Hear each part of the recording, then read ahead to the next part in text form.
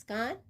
टोपी आपकी टोपी भी हो सकती है और मेरी टोपी भी हो सकती है। और यहाँ टोपी है, अगर हम कहना चाहें तो कह सकते हैं कि टोपी प्रतीक है इज्जत का। और इस पार्ट में टोपी को लिया गया है प्रतीक रूप में सत्ता और जनता के संबंधों की समीक्षा करने के लिए टोपी को प्रतीक रूप में लिया गया है। और इस टोपी कहानी के माध्यम से हम देखेंगे कि जनता और राजा में क्या संबंध है, किस प्रकार राजा अपना कार्य करवाना पसंद करता है। हमने देखा था कि नर गौरैया और मादा गौरैया में क्या क्या संवाद होते हैं, वार्तालाप किस प्रकार होती है, और मादा गौरैया टोपी पहनने के लिए किस प्रकार व्यतीत है और उसे नर गौरैया यह कार्य करने के लिए मना करता है। लेकिन मादा गौरैया को जब रुई का फाहा मिल जाता है तो वह लेकर किस प्रकार दुनिया के पास जाती है, वही हम देखते हैं। दुनिया क्या करेगा, दुनिया सबसे पहले उसे कहता है कि तू चली जा यहाँ पर, ठीक है।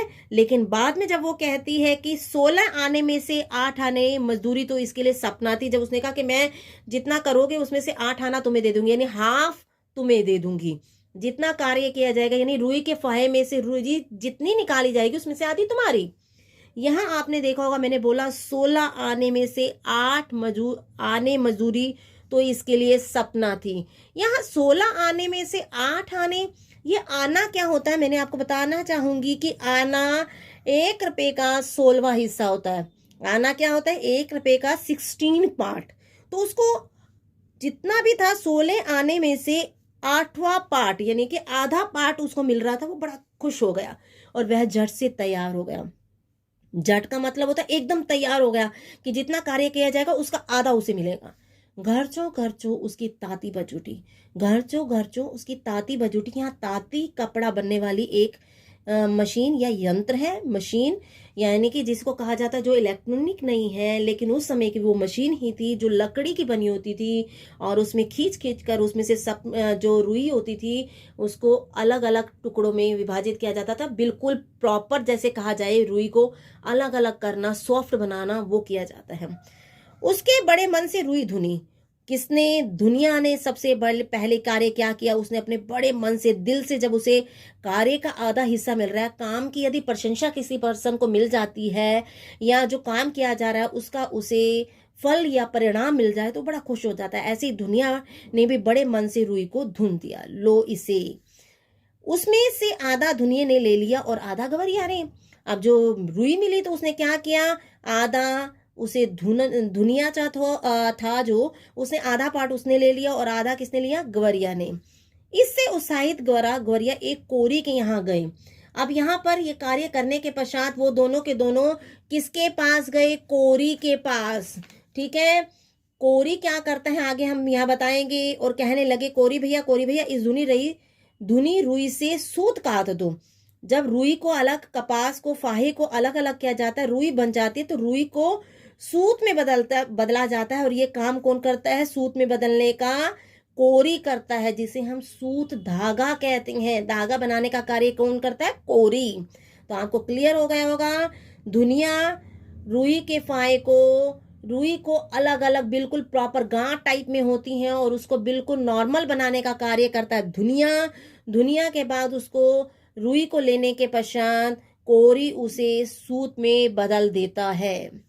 कोरी की कमर झुकी हुई थी, उसने बदन पर धज्जी हो चुका एक दूसरा डाल रखा था।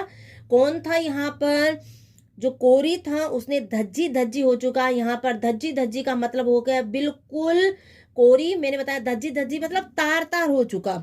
जो कोरी था उसने तार हो चुका, मतलब एक एक धागा निकला हुआ। एक दुस्सा मतलब होता है शॉल, दुस्सा का क्या मतलब होता है, शॉल। उसने एक शाल पहन रखी थी जो बिल्कुल चिथड़े हो चुकी थी, यानी धागा निकला हुआ था।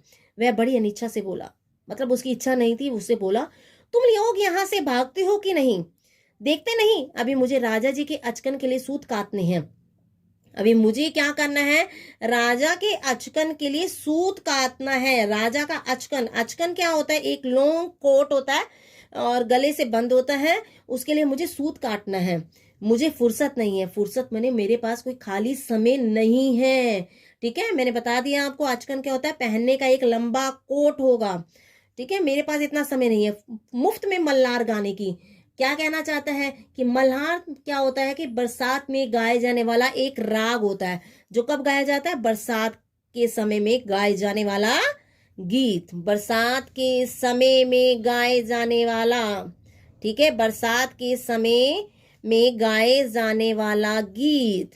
तो मेरे पास मल्हार यानी बरसात के समय में गाए जाने वाला गीत है ना, जो उसको गाने का मेरे पास कोई भी समय नहीं है। कौन कह रहा है? कोरी कह रहा है। ठीक है भैया, उस मुल्क में सब काम क्या राजा जी के लिए ही होता है? कौन बोल रही है? मादा गोरैया बोली भैया इस मुल्क में, मुल्क होता है देश, मुल्क क्या होता है? देश। इस देश में क्या सब काम राजा के लिए होता है? ठीक है। गवरिया अचरज से बोली। गवरिया किससे बोली? हैरानी से बोली कि सारे काम राजा के लिए होंगे क्या इस देश में? क्या तुम मुझे बताओ, तू किस मुल्क से आई है? कोरी ने उसे भर आंख देखा। जानती नहीं या का चलन,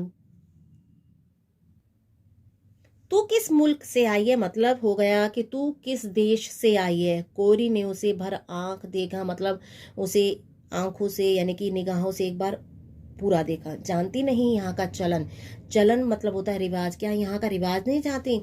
खट मरे बरधा बैठ खाए तुरंग, खट मरे बरधा बैठ कराए तुरंग, यानी कि यहाँ पर ये बरधा मतलब होता है किसके लिए आता है? बैल के लिए। और तुरंग मने आपको पता ही है घोड़े। ठीक है, यहाँ किसके लिए आया? घोड़े के लिए। तो क्या कहना चाहता है कि मजदूरी कोई करे और मजा कोई लूटे। इसका अर्थ क्या है? मजदूरी कोई करे और मजा कोई और लूटे। मजदूरी कोई और करे, ठीक है बेटा, इसका अर्थ बता रही हूँ। मजदूरी कोई और करे, किसका? खट मरे बरधा बैठ काए तुरंग का, और मजा कोई लूटे। ठीक है, मजा कोई लूटे। तो यहाँ पर शब्द के मैंने अर्थ भी बताते जा रही हूँ, आपको कंसेप्ट क्लियर होता जा रहा होगा कि आपको समझ आसानी से आ जाए, इसलिए मैं बिल्कुल क्लियर करने का प्रयास कर रही हूँ। यहाँ सब काम राजा जी के नाम पर और राजा जी के लिए होता है। राजा जी के लघुए भगवे भी तो बहुत हैं। कौन कह रहा है यहाँ पर? कोरी कह रहा है कि यहाँ जितने भी काम होते हैं वो राजा जी के नाम पर होते हैं और राजा जी के लिए ही होते हैं। राजा जी के लघुए भगवे भी तो बहुत हैं। यहाँ पर लघुए भगवे मतलब पीछे चलने वाले। लघुए भगवे क्या होगा? पीछे चलने वाले, लघुए भगवे, क्योंकि राजा के पीछे चलने वाले भी बहुत हैं। अगर मैं मना कर दूंगा तो और कोई तैयार हो जाएगा काम करने के लिए, इसी में उनका भी काम हो जाता है। जो पीछे चलने वाले हैं, ठीक है, कहना मानने वाले, ऐसे ऐसे उनका भी काम होता जाएगा। तो ग्वारिया क्या बोली?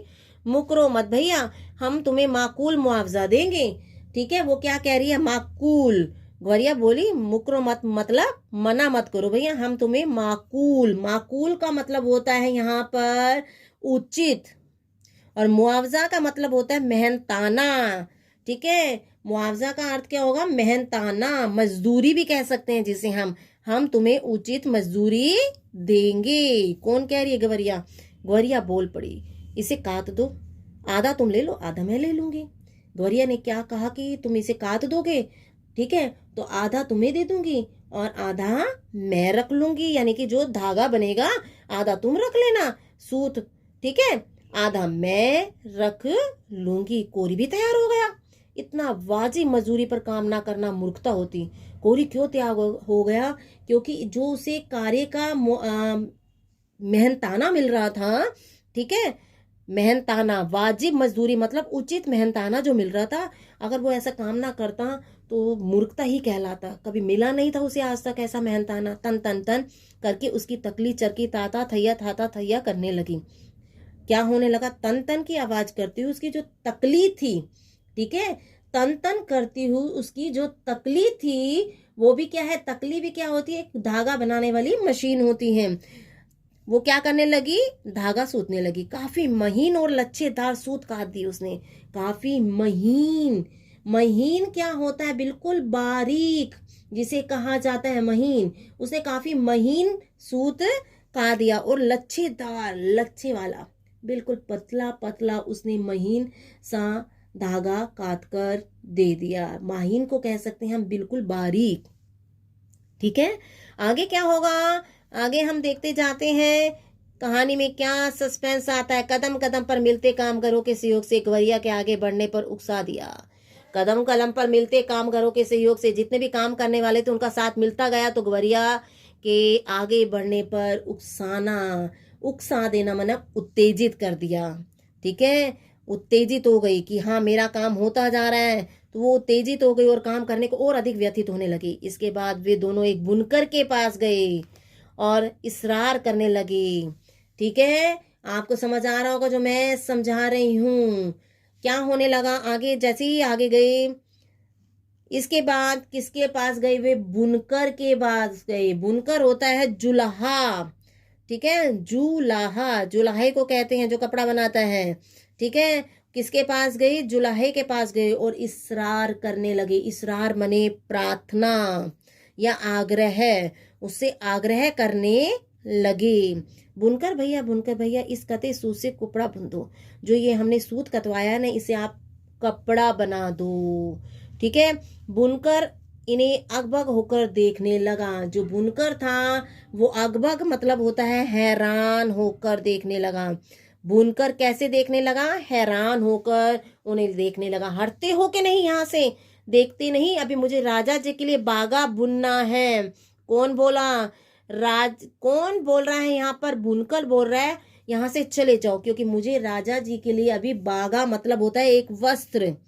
ठीक है, बागा का अर्थ होता है एक वस्त्र। मुझे बागा बुनना, एक वस्त्र तैयार करना है मुझे राजा के लिए। अभी थोड़ी देर बाद ही राजा जी के करिंदे हाजिर हो जाएंगे। अभी थोड़ी देर के पश्चात ही राजा के कर्मचारी, कारिंदे होता है कर्मचारी, राजा के लिए काम करने वाले जो हैं वो अभी हाजिर हो जाएंगे। कर्मचारी हाजिर हो जाएंगे। ठीक है, यहाँ करिंदे का अर्थ मैंने बता दिया आपको, कर्मचारी हाजिर हो जाएंगे। साफ करे भाव तो जवाब करे चाकर। ठीक है, यहाँ साफ करे भाव तो जवाब करे चाकर का अर्थ है अधिकारी आदेश करता है और नौकर वर्ग आज्ञा का पालन करता है। समझ आ गया आपको इसका क्या अर्थ है। साफ करे भाव तो जवाब करे चाकर का अर्थ है अधिकारी आदेश करता है। ठीक है, आदेश, और नौकर क्या करते हैं, नौकर जो होते हैं वो उसकी आज्ञा का पालन करते हैं। क्लियर। इतना कहकर बुनकर अपने काम में मशगूल हो गया। इतना कहने के पश्चात जो कौन था, बुनकर था, वो अपने काम में, मशगूल का अर्थ होता है व्यस्त हो गया, बिजी हो गया। क्या बोली वो कि इसे बुन दे भैया। गवरिया ने साहस सजोकर कहा, इसे बना दो भैया। गवरिया ने साहस के साथ कहा, हम सेंत मेंत का काम नहीं करवाते। यहाँ सेंत मेंत का अर्थ होता है मुफ्त में काम नहीं करवाते। सेंत मेंत का अर्थ क्या होगा, हम मुफ्त में काम नहीं करवाते। ठीक है, इसे बुन दे और आधा तू ले ले, आधा हम ले लेंगे। फिर उसने क्या कहा कि बुनकर को कहा कि आधा इसे बुन दो, कपड़ा बना दो, आधा तुम ले लेना कपड़ा, आधा हम ले लेंगे। बुनकर ने देखा कि सौदा बुरा नहीं है, वह तैयार हो गया। सूत अपनी ओर खींचकर ताना बाना पसार दिया। सूत अपनी ओर खींचकर मतलब धागे को खींचा, और ताना बाना मतलब जैसे सूत धागे को इधर उधर किया जाता वैसे किया उसने। उसका करघा चलने लगा। करघा मतलब होता है चरखा, और जो बुनकर था उसका चरखा चलने लग गया। ढरकी ढुलकने लगी। ठीक है, ढरकी होती है चरखी का एक सामान होता है जिस पर लपेटा जाता है, तो ये चरखी का एक सामान है। ठीक है, चरखे पे लगाई जाने वाला एक सामान जिसे हम कहेंगे ढरकी। थोड़ी देर में उसने काफी गफ्श और तबीज कपड़ा बुन दिया। थोड़ी देर के बाद ही उसने काफी, गफ्श का अर्थ होता है घना। ठीक है, दबीज मने मोटा। थोड़ी देर के बाद ही उसने घना और मोटा कपड़ा बुन दिया। आधा उसने ले लिया और आधा इन्होंने किसके लिए आया है, नर गवरिया और मादा गौरैया के लिए। गवरिया ने 3/4 मंजिल मार ली थी। गवरिया ने क्या कर लिया था, यानी कि जितना कार्य था उसका 3/4 हिस्सा काम कर लिया था। कपड़े लिए वह एक दर्जी के पास जा पहुंची। कपड़ा लेकर किसके पास गई, सब फिर दर्जी के पास गई। दर्जी भैया इसकी टोपी सिल दो। किसे बोली, दर्जी को बोली कि दर्जी भैया इसकी आप टोपी सिल दो। खिसकती हो कि नहीं यहाँ से।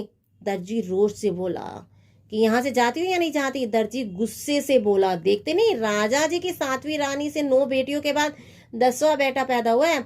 देखती नहीं, और राजा की 7 रानियां हैं। कितनी रानियां हैं याद रखिएगा, 7 रानियां, उनमें 9 बेटियां हैं और आज उनका 10वां बेटा पैदा हुआ है, 10वां बेटा। अब इस 10 रतन के लिए मुझे ढेरों झब्बे सिलने हैं। किसको कहा गया है 10 रतन? जो बच्चा 10वां पैदा हुआ है उसको 10 रतन कहा गया है, उसके लिए मुझे झब्बे सिलने हैं। ठीक है, ढेरों झब्बे सिलने हैं। ये झब्बे क्या होते हैं? लूज लूज गर्मियों में पहने जाने वाला कपड़ा होता है, बच्चों के वस्त्र होते हैं जो लूज लूज होते हैं, मुझे वो सिलने हैं। ठीक है। दर्जी के माथे का पसीना पहुंचते हुए ठंडी आह भरी। दर्जी ने क्या किया? अपने माथे का पसीना पहुंचा और ठंडी सांस ली। कुछ देना ना लेना, भर माथे पसीना। उसने क्या कहा? ना कुछ देना है इसने, ना लेना देना है, और माथे पे पसीना ले आऊं। हम तो भैया बेकार में कुछ करवाते नहीं। गवरिया बोली, मादा गौरिया हम कुछ बेकार माने मुफ्त में कोई काम नहीं करवाते। गवरिया बोली, इस बुन कपड़े की टोपी सिल दे, बल्कि 2 टोपियां सिल दे। ठीक है, इस बुने हुए कपड़े की टोपी सिल दे, बल्कि 2 टोपियां बना दे, एक तू ले ले, एक हम ले लेंगे। मुंह मांगी मजदूरी पर कौन मुझे तैयार ना होता?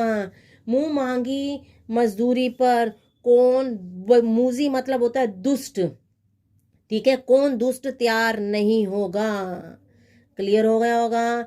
मैंने बता दिया आपको कि मजदूरी का अर्थ होता है कौन दुष्ट तैयार नहीं होगा। कच कच उसकी कैंची चल पड़ी। कैंची की आवाज कैसी थी? कच कच की आवाज करती हुई उसकी कैंची चलने लगी। क्लियर हो गया होगा आपको। और चूहे की तरह सर उसकी सुई कपड़े के भीतर बाहर होने लगी। और चूहा जैसे बिल में से बाहर अंदर करता है, वैसे उसकी जो सुई थी वो भी सर की आवाज करती हुई कपड़े के भीतर बाहर निकलने लगी। बड़े मनयोग से उसने 2 टोपियां सिल दी, बड़े मन से उसने 2 टोपियां बना दी। खुश होकर दर्जी ने अपनी ओर से एक टोपी पर 5 फुंदने भी जड़ दिए। कितने फुंदने जड़ दिए उसने? 5 फुंदने भी जड़ दिए। ठीक है, ये फुंदने क्या होते हैं? जो गोल गोल से लटकते हैं। ठीक है, किसी भी दुपट्टे पर, चुन्नी पर वो फुंदने होते हैं। यहाँ उसने 5 छोटे छोटे फुंदने गोल गोल किस पर जड़ दिए? टोपी पर जड़ दिए। फुंदने वाली टोपी पहनकर तो ग्वारिया जैसे आपे में ना रही। आपे मतलब कंट्रोल में नहीं रही। खुशी का कोई ठिकाना न था। ठीक है, क्लियर हो गया होगा आपको। 1.5 टांगों पर ही लगी नाचने। एक टांग ऊंची होती है, एक टांग नीची होती है, तो 1.5 टांग वाली कहा जाता है। और नाचने लगी, फुदक फुदक कर लगी गवारा को दिखाने, और कूद कूद कर गवारा को ये टोपी दिखाने लगी। देख मेरी टोपी सबसे निराली, 5 फुंदने वाली। देख देख मेरी टोपी। ठीक है, मेरी टोपी सबसे अनोखी है। निराली मतलब अनोखी है, और 5 फुंदनों वाली टोपी है। वाकई तू तो रानी लग रही है। नर गोरैया बोला, वाकई में तू तो सुंदर रानी की तरह लग रही है। गवरे को भी आखिरकार कहना पड़ा। रानी नहीं, राजा कहो, राजा मेरे राजा।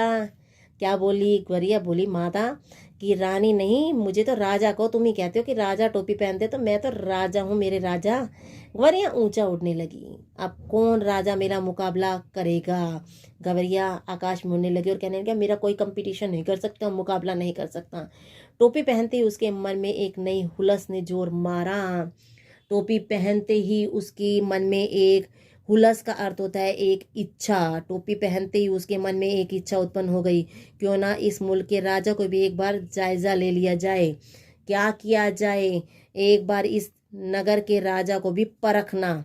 जायजा होता है परख लिया जाए। ठीक है, जिसके लिए इतने सारे काम होते हैं, जिसके लिए इतने सारे काम होते हैं। उड़ते उड़ते वे राजा के महल के कंगूरे पर जा बैठी। उड़ने के पश्चात वो कहाँ पहुंची? राजा के महल पर, और महल के कंगूरे पर जाकर बैठ गई। कंगूरा क्या होता है? कंगूरा होता है, सॉरी, मुंडेर। छत का सबसे ऊंचा भाग वो कहलाता है मुंडेर। तो वो मुंडेर पर जाकर बैठ गई।